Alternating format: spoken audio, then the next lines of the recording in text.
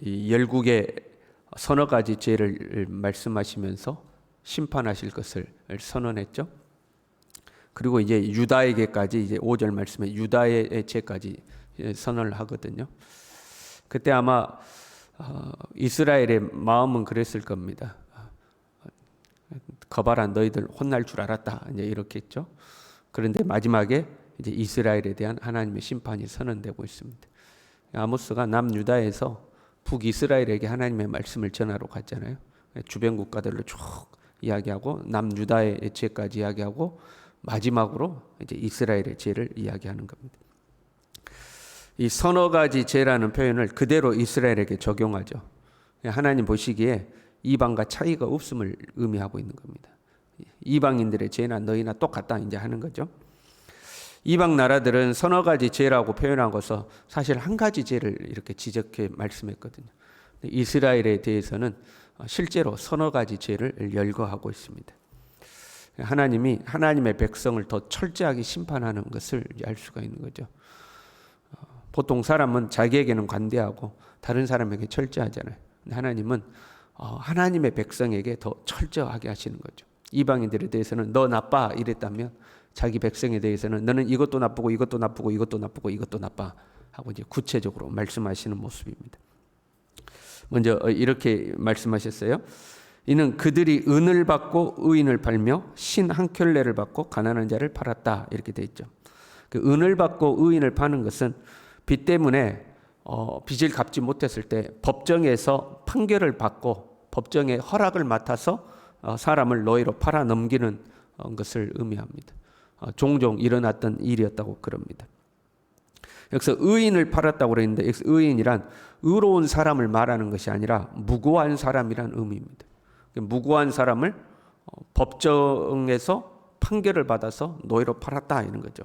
이것은 무고한 사람을 잡아가지고 억울하게 죄를 뒤집어 씌워서 벌금을 물리고 벌금을 낼 힘이 없기 때문에 그 사람을 노예로 팔아버리는 것을 말하는 겁니다. 또는 떼인 돈의 액수가 적어서 시간을 주면 이 사람이 언제라도 갚을 수 있는데 기다려주지 않고 바로 노예로 팔아버리는 것을 의미하는 거죠. 이 가난한 자라는 것은 포괄적인 개념입니다. 그러니까 단지 물질적으로 가난하다 그런 의미가 아니고 고아나 과부나 의지할 곳이 없는 사람, 이런 사람들을 포괄적으로 일컬을 때 쓰는 단어죠. 하나님은 이들의 아버지가 되신다고 했죠. 하나님이 이 가난한 자들의 아버지가 되신다고 하면서 하나님은 그 가난한 자를 돌보시는데 부자들을 시키죠. 부자들에게 가난한 자를 돌보라고 하시죠. 가난한 자에게 구워주는 자는 하나님께 구워주는 거나 다름없다 이렇게 해서 가난한 자를 돌보라고 하시죠. 그리고 하나님이 그 가난한 자를 돌본 부자들을 다시 축복하시겠다고 약속했습니다. 그러니까 가난한 자들을 돌봐야 할 사람들이 오히려 가난한 자들의 것을 착취하는 모습이 그려져 있습니다. 신 한 켤레를 받고 가난한 자를 팔았다 이렇게 돼 있어요. 지극히 작은 액수의 돈도 탕감해 주지 않은 그 악한 행위를 과장법을 써서 이제 표현한 겁니다. 그 한 켤레 정도밖에 안 되는 돈인데도 그 안 봐주는 거예요. 팔아버렸다 하는 거죠. 그러니까 사실 빚진 사람이 빚을 졌는데 그 빚을 갚지 아니하면 법대로 처리하는 것은 정당한 절차라고 할 수 있습니다. 그렇잖아요. 우리 부자는 그렇게 이야기하겠죠. 나는 법대로 했다. 이제 이렇게 말할 수 있겠죠. 그런데 하나님께서는 그러한 법에 플러스 자비법이라는 것을 만들어뒀습니다. 가난한 자에게, 힘이 없는 자에게 자비를 베풀어야 되는 거죠. 그런데 이 부자들은 돈에 있어서만큼 아주 철저한 거예요. 피도 눈물도 없는 거예요. 신 한 켤레라도 그 가격이라도 갚지 못하면 뭐 봐주지 않는 거예요. 거기서 한 걸음 더 나아가서 억울하게 죄를 씌우고 빚을 만들고 탕감해 주지 않고 이제 팔아 넘긴 거죠. 탕감해 주지 않으면 탕감받지 못하죠. 하나님께서는 우리가 우리에게 죄 지은 자를 사하여 준 것 같이 우리 죄를 사하여 주시는 거죠. 그런데 이 부자들은 그 자비를 베푸지 않은 거예요. 힘없는 자의 머리를 티끌 먼지 속에 발로 밟고 이렇게 돼 있죠. 이는 힘없는 자의 인권을 유린한 걸 말해요. 그냥 완전 짓밟아 버린 것을 말하는 거죠. 연약한 자의 길을 굽게 하였다 이렇게 되어 있어요. 연약한 자의 길을 굽게 했다. 이걸 공동 번역은 이렇게 번역했습니다. 가뜩이나 길을 못 펴는 사람을 길에서 밀쳐낸다 이렇게 되어 있어요. 가난한 자들이 설 곳을 없애버리는 거예요. 좀 가난한 자들이 먹고 살려고 뭘 하면 좀 그 양보해주고 살 수 있도록 해줘야 되는데 어디 내 구역에 들어가고 이제 밀어내버리는 것을 말하는 겁니다. 기득권을 가진 사람들이 이 사람들이 힘이 있으니까 여러 규제라든가 법률이라든가 이것들을 자기들의 힘대로 만들어낼 수 있잖아요. 철저히 자기들에게 유리한 대로 그러한 것들을 만들어서 가난한 자들이 살아갈 수 있는 길을 막아버리는 것을 말하는 거죠. 한편으로는요, 짓밟다 이렇게 되냐면 힘없는 자의 머리를 티끌 먼지 속에 발로 밟고, 짓밟다라는 이 단어는 탐내다라는 의미를 가지고 있습니다. 짓밟다 또는 탐내다 이렇게 돼요. 근데 탐내다로 번역하면 이렇게 됩니다. 가난한 자의 머리 위에 있는 티끌을 탐내고 그런 거예요. 그 가난한 자의 머리 위에 있는 그 티끌조차도 그 먹고 사는 걸 못 보는 거예요. 그것까지도 내 것으로 삼아야 되는 거죠. 가난한 자의 그 작은 소유까지도 자기 것으로 삼고자 하는 그 탐욕이죠. 그래서 그들을 짓밟아버리고 그들의 먹고 살 길을 막아버리고 힘들게 만들고 자기 것 삼았다 이제 이런 의미죠. 그 다음에요, 아버지와 아들이 한 젊은 여인에게 다녀서 이렇게 되어 있어요. 아버지와 아들이 한 젊은 여인에게 다닌다는 건 성적인 관계를 의미하는 겁니다. 아버지와 아들이 한 여인을 같이 품은 거죠. 그래서 젊은 여인이란 결혼을 하지 않는 처녀라는 말인데 당대에는 10대에 결혼을 했기 때문에 정확하게 번역을 하면 어린 여자라고 번역하는 게 맞습니다. 그리고 이 어린 여자는 신전창기를 의미하는 게 아니에요. 신전창기를 의미하는 단어가 있는데 그런 의미가 아닙니다. 한 가정에 고용된 어린 소녀를 주인과 그 주인의 아들이 윤관하는 상황을 말하는 겁니다. 여기서 그 여인에게 다녀서라는 단어는 단순히 가다라는 의미가 아니고 오고 가는 반복적 행위를 의미합니다. 우리가 학교 다녀 이렇게 이야기하잖아요. 학교 다닌다 그러면 한 번 학교 가는 것이 아니라 매일 학교 갔다 왔다 하는 거잖아요. 부자지간에 한 여인을 범하는 일이, 그 어린 소녀를 범하는 일이 우발적으로 이례적으로 발생한 일이 아니라 반복적으로 일어난 것, 습관적으로 일어난 것을 의미하고 있는 겁니다. 아주 못됐죠? 그 다음에는요, 모든 제단 옆에서 전당 잡은 옷 위에 누우며 그들의 신전에서 벌금으로 얻은 포도주를 마심이라 이렇게 돼 있어요. 이 전당 잡은 옷은 그 당대 이스라엘 사람들은 낮에는 이 애출할 때 입는 옷이지만 밤에는 추위를 피하기 위한 이불로 사용했죠. 그래서 이웃의 옷을 전당 잡은 경우는 해가 지기 전에 반드시 돌려주라고 말씀하셨습니다. 신명기 24장 12절부터 보면요, 그가 가난한 자이면 너는 그의 전당물을 가지고 자지 말고 해질 때 그 전당물을 반드시 그에게 돌려줄 것이라. 그리하면 그가 그 옷을 입고 자며 너를 위하여 축복하리니 그 일이 내 하나님 여호와 앞에서 내 공의로움이 되리라. 반드시 돌려주라. 근데 그 전당 잡은 옷을 가지고 누웠다 이렇게 되죠. 옷 위에 누웠다. 생각해봐요. 그 신전에 갔어요. 신전에 고급스러운 깔개가 있지 않겠어요? 이 양탄자가 깔려져 있을 거라고요. 그 가난한 자의 옷이 얼마나 좋은 옷입니까? 아니잖아요. 그 위에 부자가 누워야 할 이유가 없죠.